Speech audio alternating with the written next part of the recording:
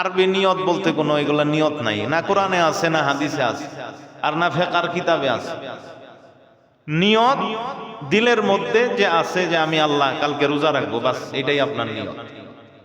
আপনি যদি সাহারির জন্য উঠেন, কেন উঠছেন ভাই আপনি কোন বলেন তো? সেহরি যে খাবেন আপনি, সাহারি যে খাবেন কেন? তাহলে এটা আপনার দিলের মধ্যে আছে না?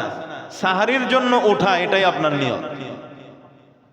তাহলে এই নিয়তটারে ক্যালেন্ডারের মধ্যে 2 লাইনে একটা বা 1 লাইনে একটা বিশাল আরবি দিয়া জনমনে একটা বিভ্রান্তির সৃষ্টি, একটা কঠিন জিনিস বানাই দিল যে হাই রে এত বড় নিয়ত, এটারে আরবিতে করতে হইব, যা রোজাই রাখুন না। মানে নিয়তের ঠেলায় রোজাই রাখবো না বাপ। এইরকম একটা কঠিন সিচুয়েশন আমাদের মাঝে তৈরি করা হয়। এখনো পর্যন্ত ক্যালেন্ডার গুলাতে এগুলা থাকে।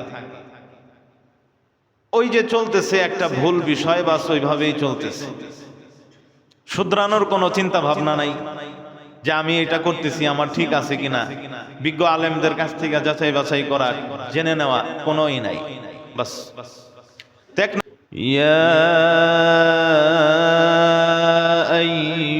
আইয়ুহাল্লাযীনা আমানু কুতিবা আলাইকুমুস সিয়ামু কামা কুতিবা আলাল্লাযীনা মিন قبلكم لعلكم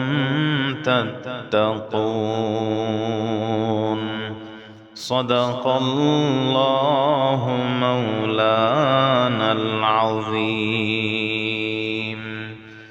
اللهم صل على محمد وعلى آل محمد كما صليت على إبراهيم وعلى آل إبراهيم إنك حميد مجيد اللهم بارك على محمد وعلى آل محمد كما باركت على إبراهيم وعلى آل إبراهيم إنك حميد مجيد আল্লাহ পাক রব্বুল আলামিন অত্যন্ত দয়া ও মায়া করে আমাদেরকে এই রমাদান মাসের হায়াত দিয়ে আল্লাহ তাআলা রমাদান মাসের রোজা রাখা অবস্থায় আল্লাহ তাআলার পবিত্র হুকুম জুমার নামাজ আদায় করার জন্যে তারই পবিত্র ঘর মসজিদে এসে উপস্থিত হবার তৌফিক দান করেছেন। কোরআন ও হাদিসের আলোকে কিছু কথা বলার ও শোনার জন্যে তৌফিক দান করেছেন। সেজন্যে সর্বপ্রথম আমরা সেই মহান স্রষ্টার দরবারে শুকরিয়া আদায় করত আমরা আমাদের অন্তর থেকে পাঠ করি আলহামদুলিল্লাহ। মুআজ্জাজ মুকাররম মুসল্লিয়ানে কেরাম, আজকে রমাদানুল মুবারকের প্রথম জুমা। মাসটাও অত্যন্ত বরকতপূর্ণ মাস। সকল মাসের সর্দার হইল রমজান মাস, আবার সকল দিনের সর্দার হলো জুমার দিন। তার মানে আজকের রোজাটার পাওয়ার একটু বেশি। আজকের রোজার ফজিলত অন্যান্য দিনের তুলনায় অনেক বেশি। আজকে যে ইবাদতই আমরা করব, রোজা রেখে অন্য দিন ইবাদত করলে যা সওয়াব পাবো তার চেয়েও আরো বেশি সওয়াব আজকের দিনে পাবো। কারণ সব দিক থেকেই আজকে দামি, আজকে বরকতপূর্ণ দিন। তো এই জন্য এই রমাদানুল মুবারককে সামনে রেখে আমরা যেন আমাদের গুনাহকে ত্যাগ করতে পারি, আল্লাহ তাআলার হুকুম মেনে চলে তার ইবাদত বন্দেগী যেন করতে পারি, সেই দিকে আমাদের ফোকাস থাকতে হবে। আল্লাহ পাক রব্বুল আলামিন সূরা বাকারার 183 নম্বর আয়াতের মধ্যে বলেন, ইয়া আইয়ুহাল্লাযীনা আমানু কুতিবা আলাইকুমুস সিয়াম কামা কুতিবা আলাল্লাযীনা মিন ক্বাবলিকুম লাআল্লাকুম তাত্তাকুন। হে ঈমানদারগণ, আমি তোমাদের উপরে এই রমাদান মাসের রোজাকে ফরজ করেছি যেই রকম তোমাদের পূর্বসূরীদের উপরে ফরজ ছিল রোজা, ঠিক সেইভাবেই আমি সেইরূপ যেই রকম তারাও রোজা রাখত। রোজা কোনো নতুন বিষয় না, রোজা পূর্ব থেকেই চলে আসতেছে। এখানে আল্লাহ তাআলা আমাদেরকে একটু সান্ত্বনা দিলেন যে রোজা রাখা কষ্ট। সারাদিন স্ত্রীর সাথে থেকেও স্ত্রীর সাথে স্ত্রী স্বামী বৈবাহিক সম্পর্ক তারা লিপ্ত হতে পারবে না, সহবাস করতে পারবে না, ক্ষুধা পেটে থাকা সত্ত্বেও খাবার দাবার করতে পারবে না, পানি পান করতে পারবে না। তাহলে এটা কষ্ট। চাহিদা থাকা সত্ত্বেও মন চায় তারপরেও খেতে পারবো না। কেন? আল্লাহর হুকুম রোজা রাখো, এই জন্য রোজা রাখি। তা আল্লাহ আমাদেরকে সান্ত্বনা দিচ্ছেন, এই কষ্টের কাজটা তোমাদের পূর্ববর্তী যে সমস্ত লোকেরা ছিল, আমার বান্দারা ছিল, আদম থেকে নিয়ে শুরু করে ঈসা পর্যন্ত সবার উপরেই আমি রোজাকে ফরজ করে দিয়েছিলাম। তবে তাদের রোজা আর তোমাদের রোজা এক না। আদম আলাইহিস সালাতু ওয়াস সালাম থেকে একদম আমাদের নবী সাল্লাল্লাহু আলাইহি ওয়াসাল্লাম পর্যন্ত রোজা আছে ঠিক, কিন্তু রোজা কয়টা ছিল, তাদের রোজার পদ্ধতি কি ছিল, এইটা হাদিসে এবং কোরআনের মধ্যে বর্ণিত নাই। এই আয়াতে শুধু এতটুকু আল্লাহ বর্ণনা করছেন যে এই রোজার অস্তিত্ব আদম থেকে নিয়েছিল। রোজা কোনো নতুন বিষয় না, কিন্তু রোজার ধরন কি, রোজার পদ্ধতি কি ছিল, কয়টা রোজা রাখা হইতো, এটা বর্ণিত নেই।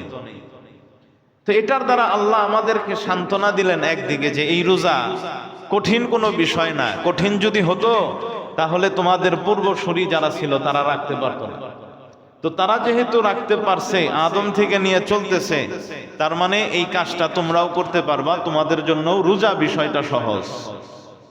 আবার আরেকদিকে আল্লাহ তাআলা এই কথাটার মাধ্যমে দ্বিতীয় আরেকটা জিনিস বুঝাইল, এই ইবাদতের গুরুত্ব। যেই রকম নামাজ একদম আদম থেকে নিয়ে ঈসা পর্যন্ত সব নবীর শরীয়তেই নামাজ ছিল, আমাদের শরীয়তেও নামাজ আছে। তবে তাদের নামাজের সিস্টেম, তারা কয় ওয়াক্ত নামাজ পড়তো এটা ভিন্ন বিষয়, ওইটা সঠিকভাবে আমাদের জানা নেই, আল্লাহ আমাদেরকে জানাইনি। কিন্তু এতটুকু আল্লাহ এবং তার রসুল আমাদেরকে বলেছেন যে আদম থেকে নিয়ে একদম মুহাম্মদ সাল্লাল্লাহু আলাইহি সাল্লাম পর্যন্ত সবাই নামাজ পড়ছে। এখন পদ্ধতি কি, সিস্টেম কি ছিল সেটা ভিন্ন বিষয়, বাকি নামাজ ছিল। তো এর দ্বারা বোঝা যায় যে নামাজ আল্লাহর কাছে এতটা প্রিয় এবং গুরুত্বপূর্ণ ইবাদত যে আল্লাহ কোন নবীর শরীয়তেই নামাজ ছাড় দেন নাই, বরং সকল শরীয়তেই আল্লাহ তাআলা নামাজ দিছেন। ঠিক তদ্রূপ রোজা নামক এই ইবাদতটাও আল্লাহর কাছে এত প্রিয়, এত পছন্দের, এত সম্মানজনক যে আল্লাহ তাআলা কোন শরীয়তেই রোজাকে ছাড় দেন নাই। প্রত্যেকটা শরীয়তেই আল্লাহ তাআলা রোজা দান করছেন। তাহলে একদিক দিয়ে আল্লাহ আমাদেরকে সান্ত্বনা দিলেন, রোজা যে সহজ সেটা বুঝাইলেন। আরেক দিক দিয়ে বুঝাইলেন আল্লাহ যে রোজার দাম আল্লাহর কাছে অনেক বেশি, এজন্য আল্লাহ রোজা প্রতিটা শরীয়তেই রাখছেন। এই রোজা আল্লাহ আমাদেরকে কেন দিলেন? লাআল্লাকুম তাত্তাকুন, যেন আমরা তাকওয়া অর্জন করতে পারি। আল্লাহ আমাদেরকে বুঝাইতেছেন এই রোজার মাধ্যমে, দেখো খাবার খাওয়া তোমার দ্বারা সম্ভব ছিল, পানি পান করা তোমার দ্বারা সম্ভব ছিল। ঘরের ভিতর পানি পান করলে আমি আল্লাহ ছাড়া কেউ জানতো না। টয়লেটে গেছো ইস্তেঞ্জা করার জন্য, টয়লেট করার পর ওইখান থেকেই পানি পান করে আসলে আমি আল্লাহ ছাড়া কেউ জানতো না। তুমি যদি ঘরের ভিতরে খাইতা লুকায়া, আমি আল্লাহ ছাড়া কেউ জানতো না। কিন্তু তুমি এই রোজার হুকুম আমি আল্লাহ তোমার উপরে চাপাইয়া দিছি, আমি আল্লাহ তোমাকে রোজা রাখতে বলছি। আমি আল্লাহকে ভয় করে, আমি আল্লাহর হুকুম পালনার্থে, কেউ দেখুক আর না দেখুক, আমি আল্লাহকে সর্বদা স্মরণ করে তুমি খাওয়াকে ছেড়ে দিলা, পানি পান করাকে ছেড়ে দিলা।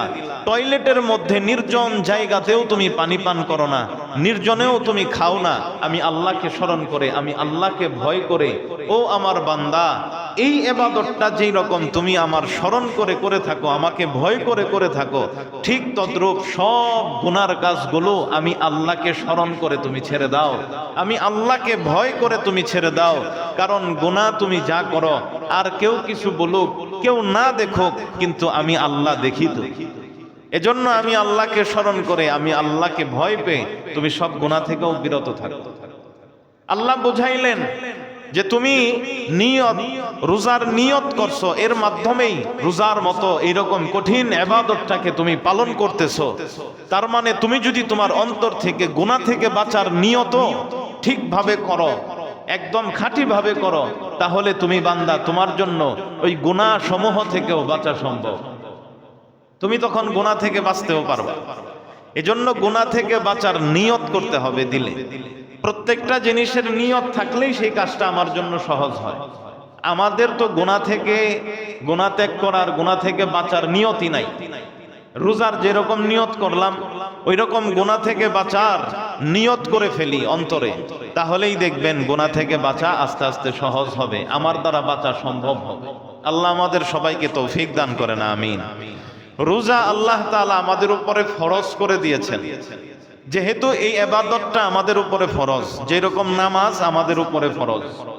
এখন নামাজ যেহেতু আমাদের উপরে ফরজ, বিধায় নামাজ কিভাবে, নামাজের মাসালা কি, নামাজ কিভাবে পড়তে হয়, এটা আমাদের জানাও ফরজ।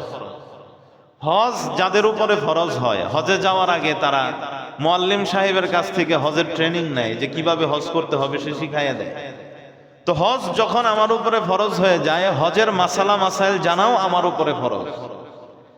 এইরকম ভাবে রোজা যখন আমার উপরে ফরজ হয়ে গেছে, রোজা প্রত্যেকটা মুসলমান আকেল বালেগের উপরে রোজা ফরজ, চাই সে পুরুষ হোক চাই মহিলা হোক, কোনো বাচ্চার উপরে রোজা ফরজ না।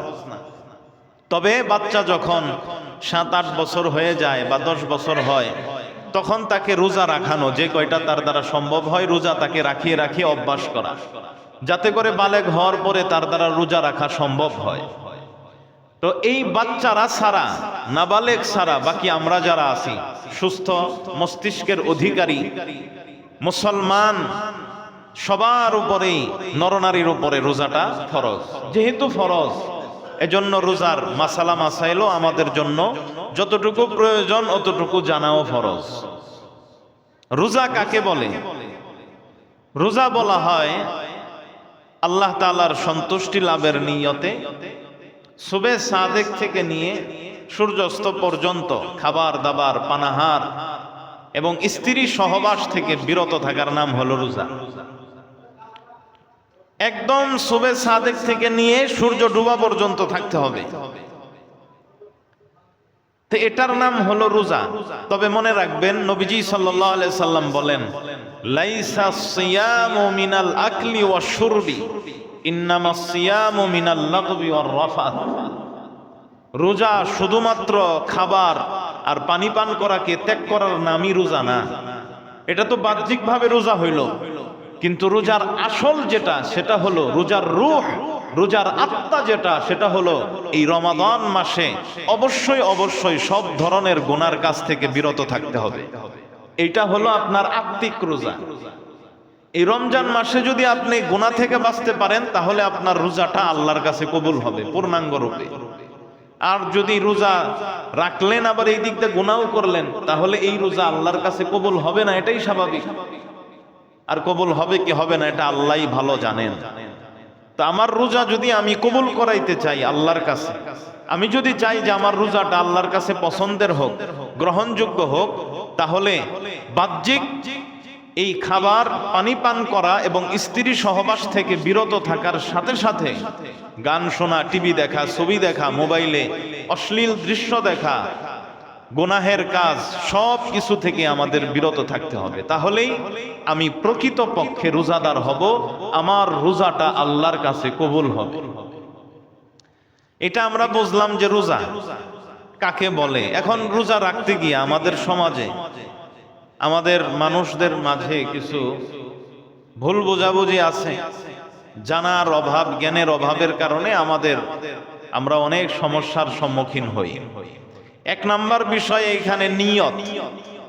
রোজার মধ্যে নিয়তটা অত্যন্ত জরুরি। যদি কেউ নিয়ত না করে, সারাদিন না খায়া থাকছে, তার রোজা হবে না। নিয়ত করতে হবে। এখন নিয়ত কি করবেন?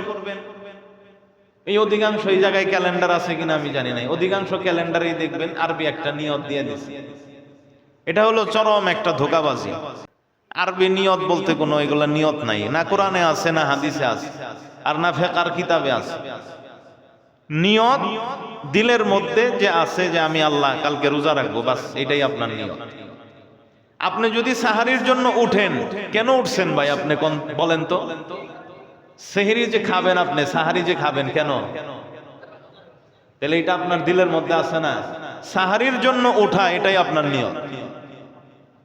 তাহলে এই নিয়তটারে ক্যালেন্ডারের মধ্যে 2 লাইনে একটা বা 1 লাইনে একটা বিশাল আরবি দিয়া জনমনে একটা বিভ্রান্তির সৃষ্টি, একটা কঠিন জিনিস বানাই দিল যে হাই রে এত বড় নিয়ত, এটারে আরবিতে করতে হইব, যা রোজাই রাখুন না। মানে নিয়তের ঠেলায় রোজাই রাখবো না বাপ। এইরকম একটা কঠিন সিচুয়েশন আমাদের মাঝে তৈরি করা হয়। এখনো পর্যন্ত এই ক্যালেন্ডার গুলাতে এগুলা থাকে। ওই যে চলতেছে একটা ভুল বিষয়, বাস ওইভাবেই চলতেছে। শুধরানোর কোনো চিন্তা ভাবনা নাই যে আমি এটা করতেছি আমার ঠিক আছে কিনা, বিজ্ঞ আলেমদের কাছ থেকে যাচাই বাছাই করা, জেনে নেওয়া কোনোই নাই। বাস 1 নাম্বার বিষয় আমরা বুঝলাম যে নিয়ত নিজের দিলের মধ্যে যে থাকে যে আমি রোজা রাখবো আগামীকাল, এটাই আপনার নিয়ত। অথবা আপনি যে সেহরির জন্য উঠলেন, খাইলেন, এটাই আপনার নিয়ত হয়ে গেছে। হ্যাঁ, যদি কেউ রাত্রে নিয়ত করে ঘুমায় যে আমি আগামীকালকে রোজা রাখবো, তার মনে এটা আছে, ঘুমায় গেছে, ঘটনাক্রমে সে সাহারির সময় উঠতে পারে নাই, ওইটা দেখে যে ফজরের সময় হয়ে গেছে, তাহলে সে যেহেতু রাত্রেবেলা তার দিলে ছিল যে আগামীকালকে সে রোজা রাখবে, বাস তার রোজা ঠিক আছে, তার নিয়ত আছে। এখন যদি কেউ এরকম হয় যে আগামীকালকে রোজা রাখবে কি রাখবে না, রাত্রেবেলা নিয়ত করেই নাই, আর সে ঘুম দিছে, সাহারির সময় উঠতেও পারে নাই, তাহলে তার সাহারি খাওয়া হলো না। এখন রাত্রেও সে নিয়ত করে নাই যে আগামীকালকে রোজা রাখবে, ঘুম থেকে উঠছে। অনেকে তো আছে বেলা মাইরা উঠে 9টা 10টার সময়, মনে করেন এইরকম এক বান্দা ঘুম থেকে উঠছে 9টা 10টায়, অথবা কেউ ফজরের সময় উঠছে, ফজরের নামাজ পড়বে, সাহারি করা তার হয় নাই এবং রাত্রে সে নিয়ত করে নাই, তাহলে সে উঠার সাথে সাথে ঘুম থেকে দিনের বেলায় সে নিয়ত করে নেবে যে আল্লাহ আমি রোজা রাখলাম আজকে। এখন এই নিয়তটা কতক্ষণ পর্যন্ত করা যায়? ওই সুবে সাদেক থেকে নিয়ে সূর্য ডুবা পর্যন্ত যে সময়টা হয়, এই সময়ের মাঝখানে যে সময়টা হবে, এর আগ পর্যন্ত আপনি নিয়ত করতে পারবেন। কথা বুঝাইতে পারছি? একটা আছে সূর্য ওঠার থেকে দিন শুরু হয়, আর একটা হলো সুবে সাদেক। সুবে সাদেক কোনটা? ওই যে ফজরের সময় যখন হয় ওইটাকে বলা হয় সুবে সাদেক। ইসলামে দিন শুরু হয় সুবে সাদেক থেকে, আর আমাদের সমাজে দিন শুরু হয় বা ইংরেজি ক্যালেন্ডারে দিন শুরু হয় সূর্য ওঠার পর থেকে। আর ইসলামী ক্যালেন্ডারে দিন শুরু হয় ফজরের নামাজের সময়ে যখন হয় তখন থেকে, মানে সুবেহে সাদেক থেকে। এটা ক্যালেন্ডারে লেখা থাকে, বা আপনাদের মোবাইলে যে অ্যাপস থাকে ওইখানেও আছে যে ফজরের সময় কখন শুরু হয়। তো ওই সময়টা থেকেই শরীয়তে ইসলামে দিন শুরু। ওই সময় থেকে নিয়ে সূর্য ডোবা পর্যন্ত যে সময়টা হবে, এটাকে অর্ধেক করলে যা হবে, ওইটার আগ পর্যন্ত আপনি যদি রোজার নিয়ত না করে থাকেন তাহলে করতে পারবেন। তাই এটা গেল নিয়তের ব্যাপার। এরপরে আসেন সাহারি। যারা আমরা অনেকে আছে খাওয়ার ব্যাপারে বেশি গুরুত্ব দেই না, সাহারি অনেক সময় আছে অনেকে না খেয়েই আমরা রোজা রেখে ফেলি। আসলে সুন্নত হলো সাহারি খাওয়া, এবং সাহারি খাওয়ার মধ্যেই বরকত। আপনার যদি পেটের মধ্যে কোনো সমস্যা থাকে, ভাত টাত খেতে মনে না চায়, তরকারি খেতে মনে না চায়, তাহলে অন্তত আপনি পানি খান সাহারির নিয়তে, অথবা আপনি একটা খেজুর পানি খেয়েই থাকেন, তাহলে আপনার সুন্নত আদায় হবে, বরকত হবে আপনার জিন্দেগিতে, আপনার রিজিকে বরকত হবে। আপনার এই রোজার মধ্যে আল্লাহ তাআলা শরীরে একটা এনার্জি দান করবে এই সাহারি করার দ্বারা। এজন্য সাহারি অবশ্যই করবেন। 2 নাম্বার গেল। 3 নাম্বার বিষয়, সাহারি করতে গেলে আমরা অনেকে আছি, এখানে 2টা সময় আছে। একটা সময় আছে সাহারির শেষ সময়। সাহারির শেষ সময় হওয়ার পরে কিছু সময় থাকে, 3-4 মিনিট গ্যাপ থাকে, এরপরে কি দেয়? ফজরের আজান দেয়। তা আমরা অনেকে আছি সাহারির সময় শেষ হয়ে গেছে, তারপরেও সাহারি করতেই থাকে। ফজরের আজান যখন দেয় ওনারা ধারণা করে যে ফজরের আজান পর্যন্ত একবারে মানে সাহারি করা যাবে। ফজরের আজান দিলে শুরু হয়েছে তখন তাড়াহুড়া করে সাহারি শেষ করে। এইটা যারা করেন তাদের রোজাই হয় না। কারণ ফজরের আজান যখন দেওয়া হয় তখন দিন শুরু হয়, আর সাহারি করতে হয় রাতে। আর রাতের শেষ সময় হলো সুবহে সাদেক পর্যন্ত, অর্থাৎ ফজরের সময় আসা পর্যন্ত। এটা আপনি কিভাবে বুঝবেন? আপনার মোবাইলে অ্যাপস আছে, মুসলিম বাংলা অথবা দিন এই অ্যাপস, অথবা ইসলামী জিন্দেগি অ্যাপস আছে, এই জাতীয় আরো যা অ্যাপস আছে, এগুলার মাধ্যমে আপনি বুঝতে পারেন। সেখানে ফজরের ওয়াক্ত লেখা থাকবে, সাহারির শেষ সময় লেখা থাকে। এটা যার যার লোকেশন ফিট করে আপনারা সময় লোকেশন ফিট করলে সময় অটোমেটিক ঠিক হয়ে যাবে ক্যালেন্ডারে। তো তখন আপনি ওই সাহারির শেষ সময়টা দেখে আপনি আপনার সাহারি শেষ করবেন, এরপরে আপনি খাবেন না। আপনি বাই চান্স যদি ভুল ক্রমেও মানে আপনি জানেন, আপনি ই করেন যে এখনো পর্যন্ত সাহারির সময় শেষ হয় না, আপনি এটা মনে করতেছেন, কিন্তু বাস্তবে ফজরের সময় শুরু হয়ে গেছে, এখন আপনি খাইছেন, আপনার রোজা হয় নাই। তো এই জন্য যখনই মাইকে এলান হবে যে সাহারির সময় শেষ বা সাহারির সময় আর 1 মিনিট বাকি আছে, 2 মিনিট বাকি আছে, ওইটা আপনি ওই টাইমটাই ঘড়িতে দেখে আপনি সাহারি খাওয়া শেষ করবেন, এরপরে আর খাবেন না। ঠিক আছে তো ইনশাআল্লাহ? এভাবে আমল করলে আপনার রোজাটা ঠিক থাকবে। আর যদি এর ব্যতিক্রম করেন তাহলে রোজা কিন্তু না হওয়ারই আপনাদের ক্ষেত্রে সম্ভাবনা অনেক বেশি। আজান পর্যন্ত তো খাওয়াই যাবে না, 1-2 মিনিট একটু এদিক সেদিক থাকে, কিন্তু এটা আপনারা আম মানুষ, ওইটা আপনারা বুঝবেন না।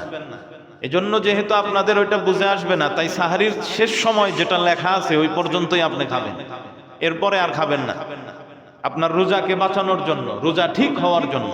এরপরে আসেন, আমরা রমজান মাসে আমাদের অনেক সময় আছে যে রাত্রিবেলায় সময়টাই থাকে স্ত্রীর সাথে সহবাস করার।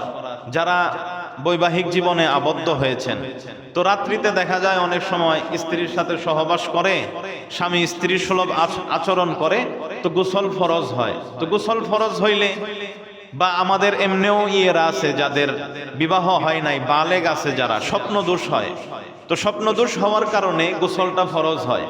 তো অনেকে ভাবতে পারেন এরকম যে আমার উপরে তো গোসল ফরজ, এজন্য মনে হয় আজকে আমি মানে রোজাই রাখে না, যে আমার জন্য সাহারি খাওয়া যাবে না, এই জাতীয় কিছু নাই। আপনার উপরে গোসল ফরজ হওয়া সত্ত্বেও আপনি রোজা রাখতে পারেন, সাহারি খাবেন, কোনো সমস্যা নাই। আর ভালো হয় সাহারি খাওয়ার আগে আগে আপনি উঠে গোসল সেরে তারপরে আপনি সাহারি খান, আপনি রোজা রাখেন। কিন্তু আপনি যদি বাই চান্স, এরকম অনেক যুবক আছে যারা ঠিক মতো নামাজ পড়ে না, ফজরের নামাজ পড়ে না, তো গোসল করতে গেলেও আলসি, অলসতায় তাদের অলসতা কাজ করে, গোসল করে না। তো এই যে গোসল আমি করলাম না, আমি অপবিত্র রইলাম, অপবিত্রতার সাথে রোজার কোনো সম্পর্ক নাই। আপনি এই অবস্থায় সাহারি খেতে পারবেন, রোজা রাখতে পারবেন। বাকি ভালো হলো আপনি গোসল করে তারপরে আপনি সাহারি টাহারি খেয়ে রোজা রাখবেন। এবার দিনের বেলায়ও রোজা অবস্থায় আপনি মনে করেন গোসলটা ওই সময় করেন নাই, রোজা অবস্থায় আপনি গোসলটা করবেন। অথবা দিনের বেলায় আপনি ঘুমাইছেন, আপনার স্বপ্ন দোষ হয়ে গেছে, গোসল আপনার উপরে ফরজ। ফরজ গোসল করতে গেলে আমাদের জনসাধারণের মাঝে একটা এই ধারণা আছে যে গড়গড়ায়া কুলি করা, গ করে যে কুলি করে, তো গোসলের মধ্যে এইভাবে কুলি করা ফরজ। নাকের মধ্যে এমন ভাবে পানি পৌঁছাইতে হবে যেন একদম নরম হাড্ডি পর্যন্ত পৌঁছায় যায়। এজন্য কি করে, পানি হাতের মধ্যে নিয়ে ওইখানে শ্বাস নিয়ে উপরের দিকে নেয় পানি। এখন রমজান মাসেও এরকম করে, তো চিন্তা করে রমজান মাসেও এই গড়গড়া করে কুলি করা, গোসল করতে হবে ফরজ গোসল, তাহলে গড়গড়া করে কুলি করতে হবে, নাকের ভিতরে একবারে পানি দিতে হবে, তা আমার তো রোজা ভাঙ্গা যেতে পারে। আসলে এইখানে দুইটা বিষয়, একটা হলো ভালোভাবে কুলি করা, আপনার মুখ ধৌত হওয়া, মুখের ভিতরটা ধৌত হওয়া, এইটা হলো ফরজ। আর গড়গড়া করা এইটা হলো সুন্নত, এটা ফরজ না। কথা বুঝে আসছে আমার? কুলির মধ্যে যে আপনারা এই মুখের মধ্যে পানি নিয়ে গড়গড়া করেন, এইটা হলো মুস্তাহাব, এইটা ফরজ না। ফরজ গোসলের মধ্যে কুলি করে শুধু মুখটাকে ভিতরে কুলি করলেই মুখটা ধৌত হয়ে যায়। ভালোভাবে আপনি কুলি করবেন, এতেই আপনার মুখটা ভিতরের অংশটা ধৌত হয়ে যাবে, এটাই আপনার ফরজ আদায় হয়ে গেছে। আর নাকের মধ্যে এই নরমাংস পর্যন্ত, এই হাড্ডি পর্যন্ত পানি দিতে হয়। তো এইটা যদি আপনি আপনার হাতের মধ্যে পানি নিয়ে এইভাবে নাকে ঠেকান, তাহলে অটোমেটিকলি ওই পর্যন্ত চলে যায়। ওইটার জন্য আর এইভাবে টান দিতে হবে না। টান দিতে যায় পানি গেল গা ভিতরে, আপনার রোজা ভেঙে গেল। আপনি গড়গড়া করতে যায়, যদি আপনার ইচ্ছা নাই তারপরেও অসতর্কতা বশত পানিটা গলার ভিতরে গেছে, তাহলে আপনার রোজা ভেঙে যাবে। আপনার আবার এই রোজা কাজা করতে হবে। এজন্য আপনারা যে এই যে গড়গড়া করে কুলি করতে হয়, এটা কোনো ফরজ বিষয় না, ওয়াজিব বিষয় না, এটা হলো মুস্তাহাব। নাকের ভিতরে টান দিয়া পানি নিতে হবে, এটাও কোনো পদ্ধতি না।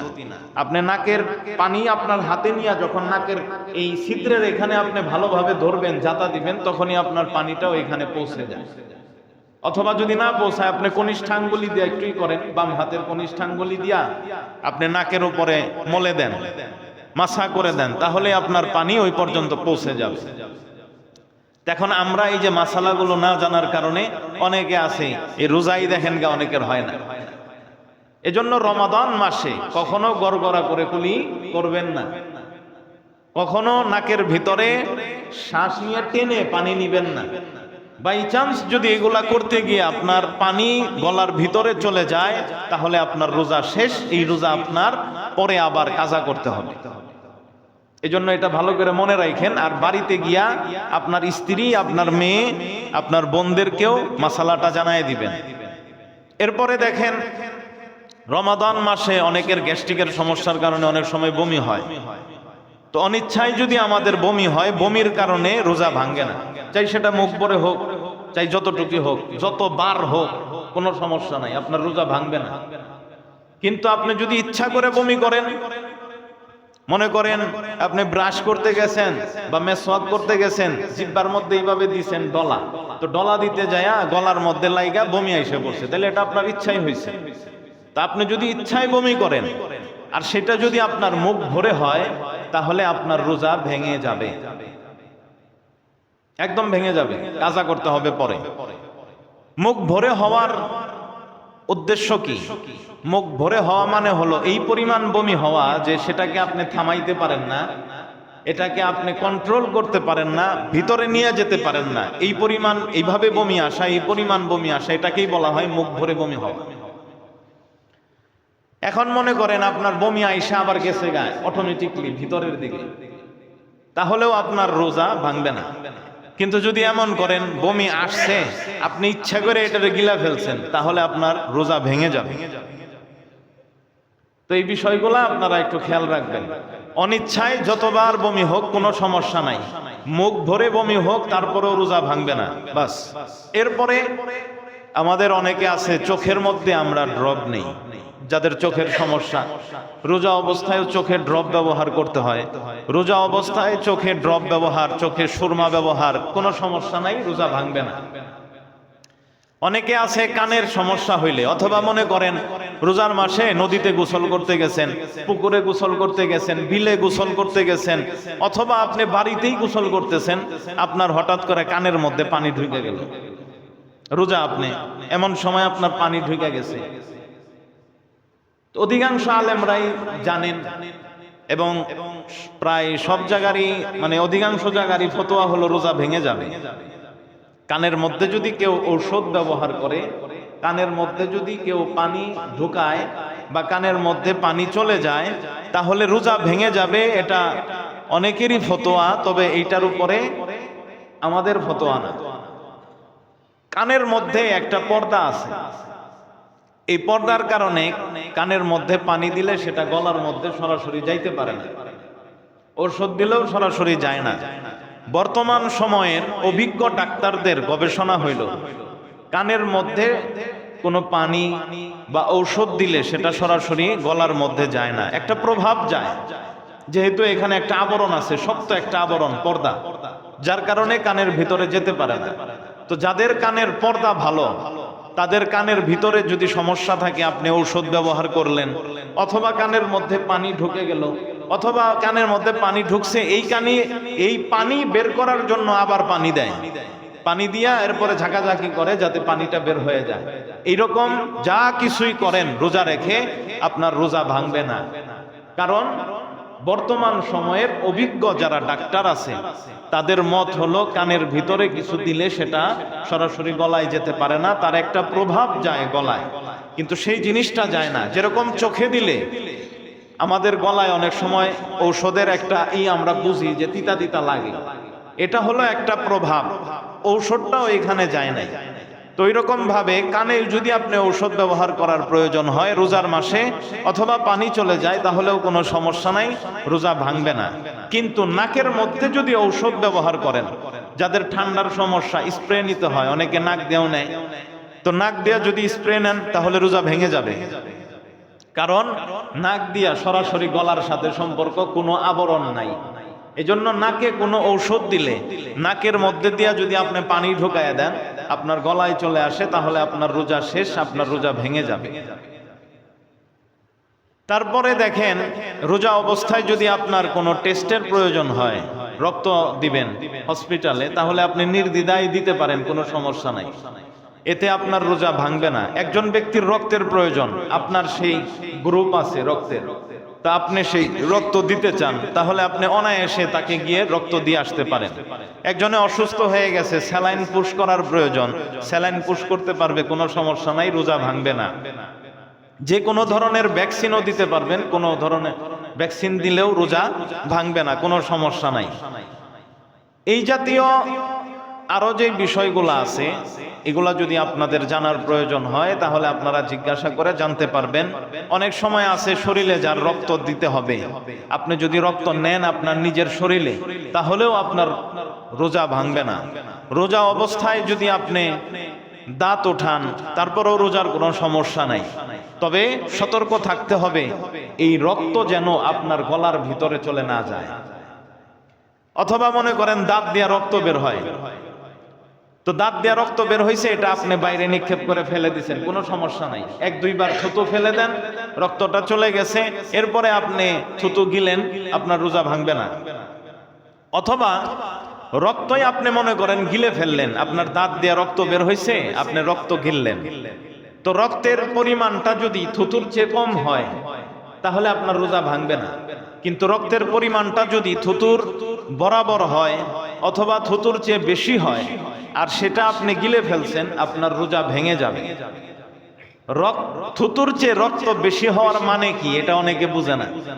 থুতুর চেয়ে রক্ত বেশি হওয়ার মানে হইল আপনার মুখে যদি রক্ত যে বের হয়েছে এটার প্রভাব, এটার স্বাদ আপনি আপনার মুখের মধ্যে অনুভব করেন, যে আপনার মুখে রক্ত বের হয়েছে আর সেটা থুতুর সাথে মিশ্রিত হয়েছে, আপনি বুঝছেন যে হ্যাঁ রক্ত, রক্তর একটা প্রভাব, একটা স্বাদ আছে না রক্তের, একটা আলাদা নোনতা নোনতা এক ধরনের একটা ঘ্রাণ আছে, ওইটা যদি আপনার মুখের মধ্যে আপনি বুঝেন তার মানে আপনার রক্ত বেশি, এটা যদি আপনি গিলেন আপনার রোজা ভেঙে যাবে।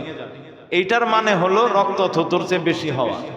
রক্ত থুতুর চেয়ে বেশি হওয়ার মানে হলো রক্তের স্বাদ প্রভাব যদি আপনি আপনার মুখে বুঝেন তাহলে ওইটা গিলা যাবে না, ওটা বাহিরে বের করে ফেলতে হবে।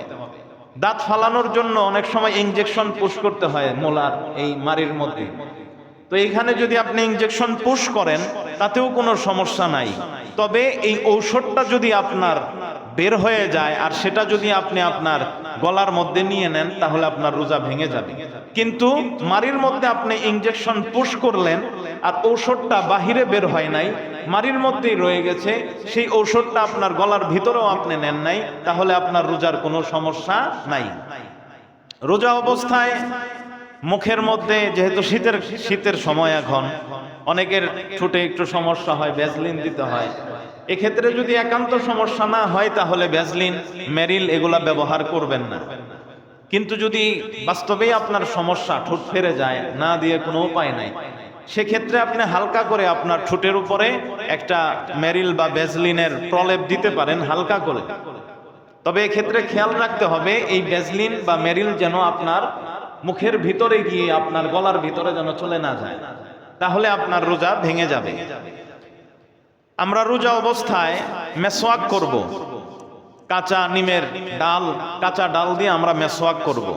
যতদূর পারি মেসওয়াক করতে থাকবো। যদি কারো ব্রাশ করার প্রয়োজন হয় তাহলে রাত্রে করব, অথবা সাহারির সময় যখন আমরা উঠি সাহারিটা খেয়ে আমি একটু সময় রাখবো যেন আমি ব্রাশটা করতে পারি, তখন আমি ব্রাশ করব। দিনের বেলায় রোজা রেখে আমি ব্রাশ করব না। যদি আপনি করেন তাহলে এটা সমস্যা নাই, জায়েজ আছে করা, কিন্তু এই টুথপেস্ট যদি আপনার গলার ভিতরে চলে যায় আপনার রোজা ভেঙে যাবে। এই জন্য খুব সতর্ক থাকতে হবে। তো তাই আমি বলছি সবচেয়ে ভালো হলো আপনি সাহারির সময় আগে আগে উঠে খানা দানা খেয়ে 5-10 মিনিট সময় রাখবেন, ওই সময় আপনি ব্রাশ ট্রাশ করে একদম মুখ ক্লিয়ার করে ফেলবেন। এইভাবে যদি আপনি করেন তাহলে আপনি একদম সতর্কতার সাথে রোজাটাকে রাখতে পারবেন। আল্লাহ আমাদের সবাইকে আল্লাহ তাআলার হুকুম নবীজি সাল্লাল্লাহু আলাইহি ওয়াসাল্লামের সুন্নাহ অনুযায়ী রোজা রাখার তৌফিক দান করেন, আমিন।